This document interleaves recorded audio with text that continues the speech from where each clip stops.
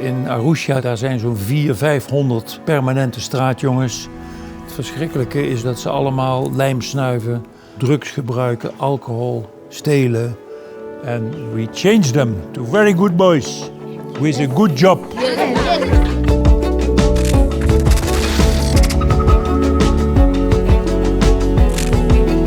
Ik ben Martijn, een Brabantse programmamaker. En in Vergezocht ga ik met een camera op pad om inspirerende Brabanders te ontmoeten die in het buitenland een verschil maken. En in deze aflevering bezoek ik de stad Arusha in Tanzania. Een land waar extreme armoede en werkloosheid duizenden kinderen de straat opdwingt. Een zorgwekkende realiteit die een gedreven Brabander wil veranderen. Wat drijft een succesvol ondernemer uit Uden om alles achter te laten en zich te wijden aan het redden van straatkinderen in Tanzania? Deze keer het verhaal van Nout van Hout, die met zijn Watoto Foundation levens verandert en dromen waarmaakt. De 75-jarige Nout woont in Uza River, vlakbij Arusha. Het plaatsje ligt tussen de hoogste berg van Afrika, de Kilimanjaro, en de tweede hoogste berg van Tanzania, Mount Meru. Ik heb afgesproken bij Nout thuis. Dit is mijn huis. Het is een mooie plek, joh. Ja, fantastisch. Karibu. Asante Sane. Nout, van succesvol ondernemer in Brabant naar een straatkinderenproject in Tanzania. Hoe is dat zo gekomen? Dat is zo gekomen toen ik klein was al. Toen zamelde ik al zelf papier in en rode bandjes rond sigaretten en dat was voor de missie. Ik denk dat het daar een beetje begonnen was. Toen was ik al op een of andere manier geïnspireerd voor het missiewerk, met name in Afrika. Toen kregen wij een hulp in de huishouding en die wilde ook naar de missie toe. En die is toen uitgezonden naar Afrika. En door haar verhalen zijn wij uiteindelijk daar een keer naartoe geweest. Toen hebben we de zusters bezocht. Toen kwam ik terug uit Afrika, 's morgens om 7:30 op Schiphol. Om 9:00 zat ik alweer op kantoor. En toen vroegen ze, hoe was het? Ik kon er niet over praten. Het was zo emotioneel dat ik eigenlijk heel lang, maandenlang er niet over kon spreken wat we gezien en meegemaakt hadden. Wat had je gezien en meegemaakt? Ja, hoe de mensen leefden, hoe die zusters werkten, hoe de armoede was. En toen stond ook voor mij vast, ik ga naar Tanzania, wij gaan naar Tanzania. En wij gaan kijken wat we kunnen bijdragen om het land vooruit te helpen. Nout is op dat moment directeur van Hout Brox, een grote keten van kledingwinkels. Onder zijn leiding groeit het bedrijf uit van 2 naar 55 winkels, met op het hoogtepunt zo'n 1300 medewerkers in dienst. Samen met zijn vrouw maakt Nout het plan om op 55-jarige leeftijd met pensioen te gaan, om in Afrika samen een project te beginnen. Op Nouts verjaardag vertrekt het stel naar Tanzania om een positieve verandering teweeg te brengen in het land. Toen kwamen we al heel snel uit bij straatkinderen, kinderen die weggelopen zijn van thuis, dat er geen eten was, geen werk. Nog steeds 50-60% van de mensen hebben geen betaalde baan. Werkeloosheid is enorm en de jeugdwerkloosheid is niet te overzien. Wat ik wilde doen was zorgen dat ze een baan hebben. En dat is nog steeds. Het uitgangspunt is een betaalde baan met een contract bij een ondernemer, bij een boer, bij een timmerman, bij een metselaar, bij een metaalbewerker, om een betaalde baan te hebben. Nout en zijn vrouw beginnen de Watoto Foundation, met als doel om straatkinderen een veilige omgeving en onderwijs te bieden, zodat ze een kans krijgen op de arbeidsmarkt. Met mijn vrouw Truus hebben wij de eerste stappen gezet en zijn we begonnen met 4 jongens. Met lesgeven, een leraar aangenomen, een metselaar, een timmerman. In Arusha daar zijn zo'n 400-500 permanente straatjongens. Ja, het verschrikkelijke is dus dat ze allemaal lijm snuiven, drugs gebruiken, alcohol, stelen enzovoort. Het zijn echt de problematische gevallen. Ja, die hebben wij. We hebben uitsluitend hardcore street children. Dus part-time street children die dus overdag alleen maar bedelen en 's avonds weer naar huis gaan. Die hebben wij dus niet. Dat zoeken we heel nauwkeurig uit. Dus we hebben echt onze focus gericht op hardcore straatkinderen, jongens van 13 tot 18 jaar. En En waarom die leeftijd? Omdat een betaalde baan mag officieel pas bij 18 jaar volgens de wet, de Tanzaniaanse wet. Dus het zijn lijmsnuivende straatjongeren die uiteindelijk een betere toekomst krijgen door een officieel diploma en een baan. Exact. In hoeverre benut jij nou jouw ervaring als CEO van zo'n enorm bedrijf in Nederland, hier in Tanzania? Ja, veel mensen zeggen ja, maar dit is toch heel anders als in Nederland. Dat is niet zo. Als ik terugkijk vroeger, toen ik jong was, waren heel veel dingen precies hetzelfde. Ja, dat was ook in de Peel waar ik vandaan kom, uit Veghel, Uden. Daar was ook armoede, daar waren ook hele grote gezinnen. Daar moesten ook heel veel touwtjes aan elkaar geknoopt worden om te overleven. Dus ik heb eigenlijk mijn ervaring om een bedrijf te leiden met zoveel mensen. Dat gebruik ik iedere dag. Nout heeft de digitale time management tools uit zijn ondernemerstijd achter zich gelaten en werkt nu vrijwel volledig analoog. Met deze hands-on aanpak zet hij zich dagelijks in voor de straatkinderen uit Arusha. Maar het project kent ook een keerzijde. Zijn vrouw kan niet helemaal aarden in Tanzania en verblijft steeds meer bij hun kinderen en kleinkinderen in Nederland. Nout wil zelf zoveel mogelijk in Tanzania zijn en uiteindelijk leidt dit tot een scheiding. Waarna Nout verliefd wordt op een Tanzaniaanse vrouw en een nieuw gezin sticht. Ondertussen bouwt hij verder aan zijn droom. De Watoto Foundation heeft 2 locaties waar de straatkinderen worden ondergebracht. Ik ga met Nout mee op pad. Oké, Nout, waar gaan we nu naartoe? Wij gaan nu richting de hoofdweg. Dit is niet de hoofdweg zo te voelen. Nee, dit is niet de hoofdweg. Het is wel even wat anders dan de Brabantse weg, hè? Ja. Jongen. We gaan nu naar het dropping center in Arusha. Dat is ook waar die jongeren leven, in Arusha op de straten. Ja, in Arusha leven zo'n 400-500 jongens op straat. Die slapen daar ook. En social workers maken contact met hun. In de eerste instantie willen ze helemaal niet komen. Maar als wij uitleggen en laten zien wat wij dus doen in het hoofdcentrum, komen ze naar het drop-in center. Ja. Waar ze afkicken van lijmsnuiven, van alcohol, van stelen, van alle zaken die God verboden heeft, waar ze op straat mee te maken hebben gehad. Hier op het drop-in center, waar op dit moment 11 jongens verblijven, worden de straatkinderen eerst opgevangen. Waarna ze naar het permanente centrum in Makumira zullen gaan. Het is het drop-in center. De jongens komen hier dus van de straat. Dit is dus echt de eerste stop nadat ze van de straat zijn gehaald. Ja.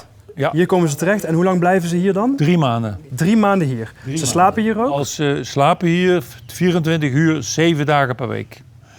En dan beginnen we hier met in het klaslokaal. En dat is ochtendles, lagere school, kleuterschool eigenlijk. Dat is dus 1 + 1 is 2. Ja.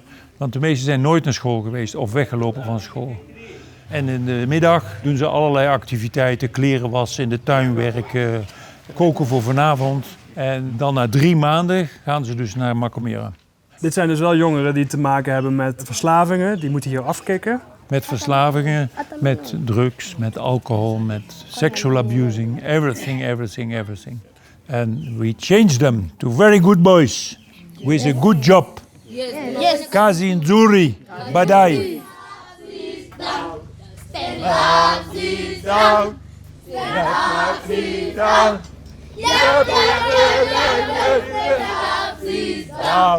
Can I ask you a question? What do you want to be when you grow up? Mimi nataka kuwa mpishi na bustani hapo gardener. And you? I come from Arusha. I want to become mechanic and cooking. What do you like most about being here? Napenda kusoma. Na nikiwa hapa hivi najisikia faraja. Na nimetoka huko, nilikuwa mtaani katika maisha magumu, nimekuja hapa. Na nami nilitamani kusoma siku lazimishwa kuja hapa. Nami nikaamua nikasema kuliko kuichezea bahati, nikaona tu bora nije nibadilishe maisha yangu ya baadaye. Een kans op een beter leven. Dat is waar deze jongeren voor tekenen wanneer ze zich aansluiten bij de Watoto Foundation. En daar wordt vanaf dag 1 op het drop-in center hard aan gewerkt. Magdalena, what are you teaching the kids here right now? Here at the center we teach the boys the way how they do their cleanliness themselves. wash clothes, even plates, even their rooms. Then after I teach them to the Bible, even cooking. So it helps them to forget what they are doing in the past. Because when they are busy, they will be tired. So no time again to remember what they did past. So you're doing a lot of activities here, so they are busy and they kind of forget where they come from. Yes, when they are busy, they forget. Do the boys like it here, to be here? Yes, they like to be here. Before coming here, they come to visit to see the way coming. So after, they're going to decide, can I go or not? So when he come here, he must do well because already agree why he's here. So it's helped them to know that now I'm a student and not a street boy.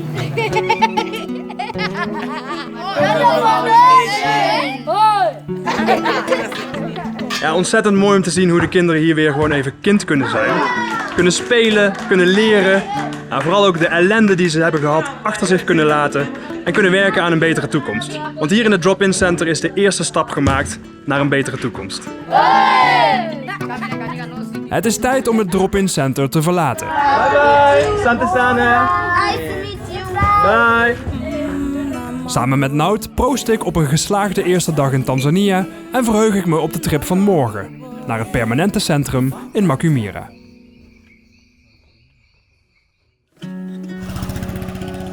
Ik verblijf deze dagen in de Kiboko Lodge, een onmisbaar en uniek onderdeel van de Watoto Foundation, gelegen aan de voet van Mount Meru.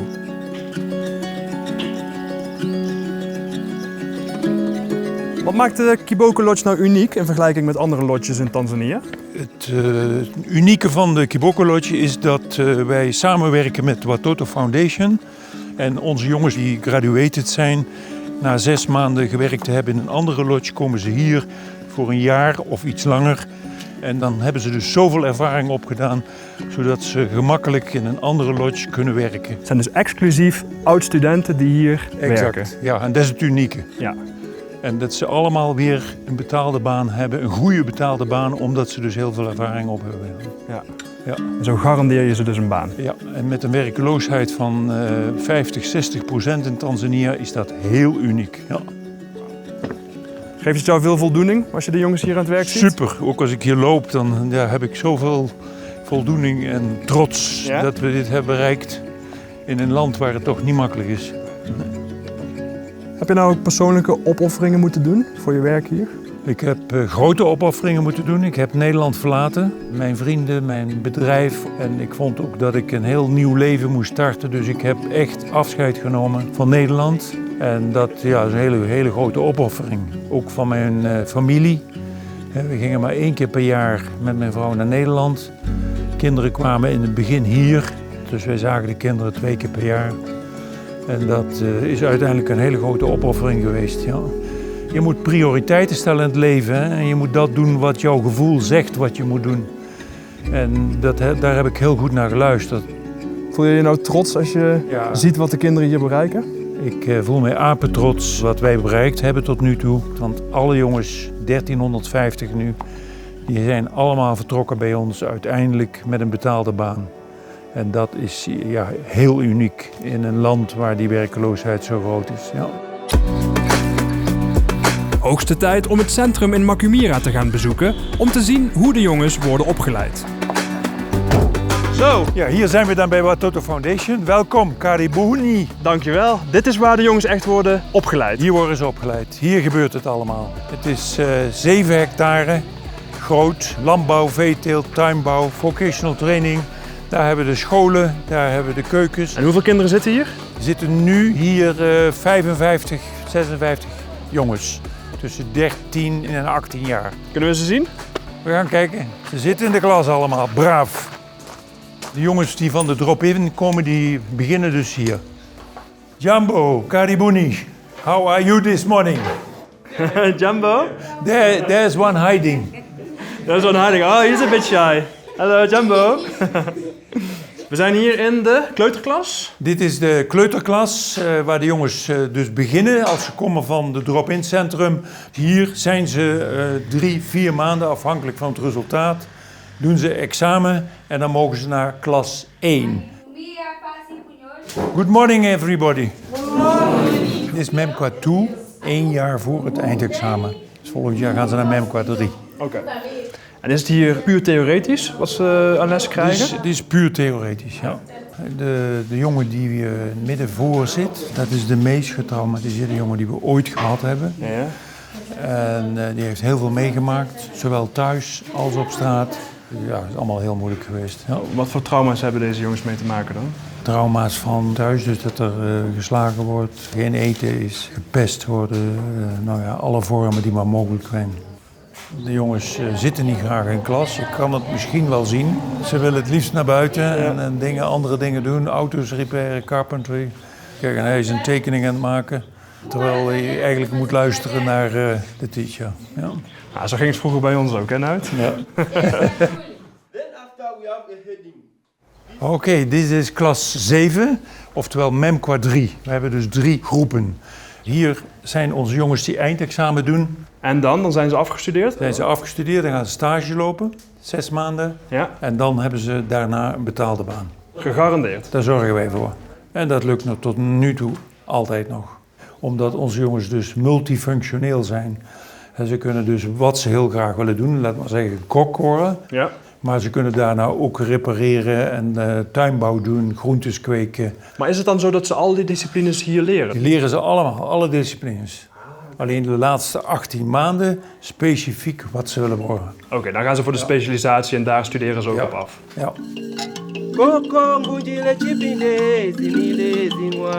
En door de inzet van 19 leerkrachten komen alle disciplines hier op het centrum aan bod. Zo houden de leerlingen zich bezig met veeteelt, tuinbouw en koken, maar ook met dans, muziek en acrobatiek. Op de ambachtschool leren de jongens onder andere timmeren, metselen, metaalbewerking en autotechniek. En ook slapen de ex-straatkinderen het hele jaar hier op het terrein. Nou, ik dacht ik ga eens eventjes zelf een stukje lopen en ik kom er nou pas achter hoe immens groot dit terrein is. Ik had het echt niet zo groot verwacht.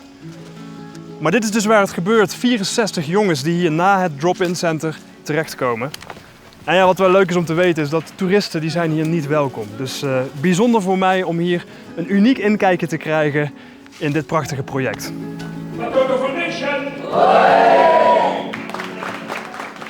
Waar doe jij dit nou allemaal voor, Nout? Hele goede vraag. Dat vraag ik mezelf ook wel eens af. Maar ik had dus een droom. En door mijn ervaring in Nederland van 35 jaar bedrijfsleven, een bedrijf opgebouwd te hebben met meer dan 1000 medewerkers, heb je zoveel ervaring en kennis. En dat deed ik eigenlijk in Nederland ook al. Dat deelde ik met anderen. Dat is altijd mijn passie geweest om mijn kennis en ervaring met anderen te delen. En dan heel veel voldoening te hebben dat anderen ook succesvol zijn. Al zijn het concurrenten. Dus dat is eigenlijk wat ik hier ook doe. En ik help ook nog heel veel kleine ondernemers. Ik help scholen, ik help kerken. En dat geeft zoveel voldoening. Dat mijn werk hier is zo fantastisch dat ik er echt iedere dag van geniet. Ja. Wat is je hoop voor de jongens uit het centrum hier, voor de toekomst? De hoop is dat ze een betaalde baan blijven houden en dat ze een gezin kunnen stichten en dat ze een stukje grond kunnen kopen en hun eigen huis bouwen. En dat ze een goede toekomst hebben waarin ze kunnen overleven. En is Watoto dan een succes, als je dat bereikt? Dan is Watoto Foundation echt een succes. En er zijn heel veel voorbeelden al waar het dus echt een succes voor is. En wanneer is het voor jou persoonlijk een succes? Als mijn opvolger het verder runt, dat het succesvol blijft. Want daar gaat het natuurlijk om. Nou, het is al druk bezig zijn opvolger in te werken, want binnenkort draagt hij het stokje over. Tot die tijd koestert hij elk moment met de jongens en de leerkrachten. Okay, so thank you very much in name of our visitors. And we hope you are doing very well. Work hard, smile. Okay, sawa. Ik eindig de dag opnieuw in de Kiboko Lodge. Een plek die bewijst dat kansarme straatkinderen dankzij de Watoto Foundation hun leven weer op de rails kunnen krijgen. In de vroege ochtend vertrek ik samen met Nout naar Arusha National Park, het kleinste nationale park van Tanzania. Ondanks zijn bescheiden formaat leven er verrassend veel dieren, waaronder zebra's, buffels en olifanten. En het heeft de grootste populatie giraffen van het land. Nout heeft een passie voor het spotten van dieren. Hij kent elk pad in Arusha National Park. Zelfs de overwoekerde routes van 20 jaar geleden die al lang van de kaart zijn verdwenen. Het liefst zoekt hij de stille uithoeken van het park op, waar hij in alle rust van de natuur kan genieten.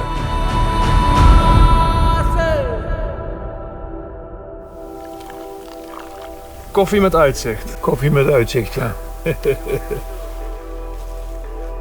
Ja, Nout, dit is een beetje jouw tot rust komplek hier, Arusha National Park. Mijn uitlaatklep. Ja? Ik woon hier 10 minuten vandaan. En als het even te veel is geweest, dan rijd ik naar het Arusha National Park. En dan parkeer ik mijn auto en dan ga ik boven op het dak zitten. En dan geniet ik van een kopje koffie en een paar koekjes. En dan is Nout helemaal happy. Ja, heb je dat echt nodig, even tot rust komen hier? Ja, ik denk als ik niet nature en wildlife had, dat ik het hier niet had kunnen volhouden. Nee? Dat is zo belangrijk voor jou? Ja. Hoe zie je jouw toekomst voor je hier in Tanzania? Ja, ik zie mijn toekomst gewoon dat ik, naarmate ik ouder word, steeds het werk blijf doen wat ik doe, maar steeds eenvoudiger, gemakkelijker en minder energievretend. Ik moet kunnen zeggen, helaas kan ik morgen niet komen, want ik heb andere afspraken, tussen haakjes. Ik moet naar het park met een bezoeker. Dat zijn de leuke dingen die ik nu ga doen en waar ik ook weer heel veel voldoening over heb. Ja. Jij vertelde mij ooit op de mail een hele mooie metafoor van de olifant. Weet je die nog? Dat kan ik me herinneren, ja, dat ik dat jou verteld heb. Ik ben erachter gekomen, en ook boeken lezen over olifanten, dat ik steeds meer op een olifant lijk. Als dingen mij in de weg staan, dan heb ik mezelf nog wel onder controle. Maar dan moet het wel allemaal gaan zoals ik het wil. En dan gaat het wel eens ooit te fel, te hard. En een olifant doet dat in wezen ook. Als je hem boos maakt, dan moet je echt oppassen. En uiteindelijk een olifant, wanneer die heel oud is en eigenlijk zeg maar het leven voltooid vindt, trekt zich terug in de bossen en overlijdt daar uiteindelijk. En zo zie ik het eerlijk gezegd ook. Ja, dat is jouw pad ook uiteindelijk? Ja, om in stilte heen te gaan. Ja. En dan zou Arusha National Park daar een geschikte plek voor zijn? Zou kunnen krijgen, maar ik denk niet dat het toegestaan is voor mij. Dan zou ik dat geweldig vinden, want ik ben hier al meer dan 100 keer geweest inmiddels. Ja. En het is nog steeds fantastisch. Dit is echt jouw plek? Dit is mijn plek, ja. Hier wil ik oud worden. Ja. Met elke stap die hij in Tanzania zette, liet Nout van Hout een onuitwisbare indruk achter. Met zijn Watoto Foundation heeft hij niet alleen levens gered, maar ook zijn droom verwezenlijkt. En daarmee de dromen van talloze straatkinderen nieuw leven ingeblazen.